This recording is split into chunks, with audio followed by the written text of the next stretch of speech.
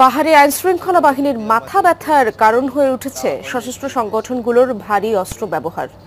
সহিংসতা, আধিপত্য ও অস্থিরতা সৃষ্টিতে সাবমেশিন গান, AK-47, M3 এবং শক্তিশালী SBBL শটগান সংগ্রহ করছে তারা। গোষ্ঠীগুলোর একজনের সঙ্গে কথা হয় আমাদের সহকর্মী আহমেদ রেজার। বলেন, আধিপত্য ও অধিকার রক্ষায় এমন পন্থা বেছে নিচ্ছেন তারা। পার্বত্য চট্টগ্রামের সশস্ত্র গোষ্ঠীর সক্রিয়তা নিয়ে ধারাবাহিকের প্রথমটি থাকছে আজ। ছবি তানভীর মিজানের। নতুন ব্লেন্ডে আরো রিচ অ্যারোমায় সেলন ফ্যামিলি ব্লেন্ড টে। নয়নাভিরাম, খাগড়াছড়ি, বান্দরবান, রাঙামাটি জেলার প্রায় ১৩,০০০ বর্গ কিলোমিটার নিয়ে পার্বত্য চট্টগ্রাম। সৌন্দর্যের অপরূপ লীলাভূমিতে সশস্ত্র গোষ্ঠীর উৎপাত দীর্ঘদিনের। সহিংসতা, গোলাগুলি, অপহরণ ও চাঁদাবাজির অভিযোগ শোনা যায় নিয়মিত।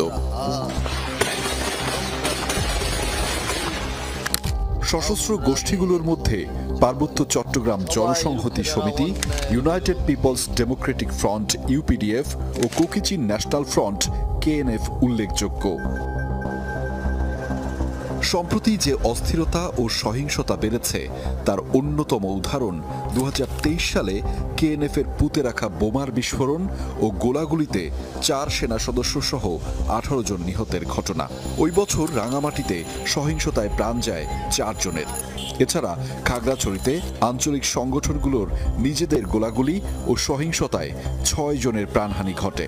২০২৪ সালে ৮৯টি গুলি বিনিময়ের ঘটনায় নিহত হন ৪৫ জন।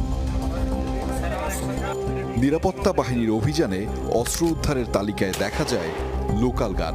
শিকারের জন্য ব্যবহৃত এই অস্ত্র বানায় ব্রো জনগোষ্ঠীর কারিগর। জানা যায় SBBL শটগান মিজোরাম সীমান্ত দিয়ে পাচার হয়।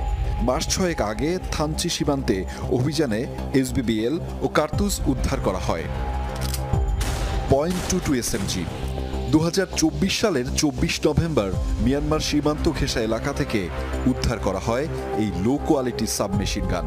ধারণা করা হয় আরাকান আর্মির কাছ থেকে পাহাড়ি গোষ্ঠীগুলো এই অস্ত্র সংগ্রহ করে। সবশেষ সংগ্রহ আয়রন বাট সমৃদ্ধ আধুনিক AK-47।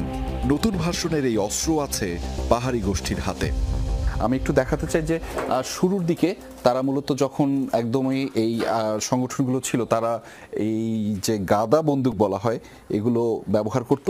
২০১৮ সালের পরবর্তী সময় থেকে ১৯ সাল পর্যন্ত তারা AK-47-এর এই যে অস্ত্রগুলো, এটি আসলে প্রথাগত বা ট্রেডিশনাল অস্ত্র বলা হয়, সেটি ব্যবহার করত। AK-47-এর যে আপডেট ভার্সন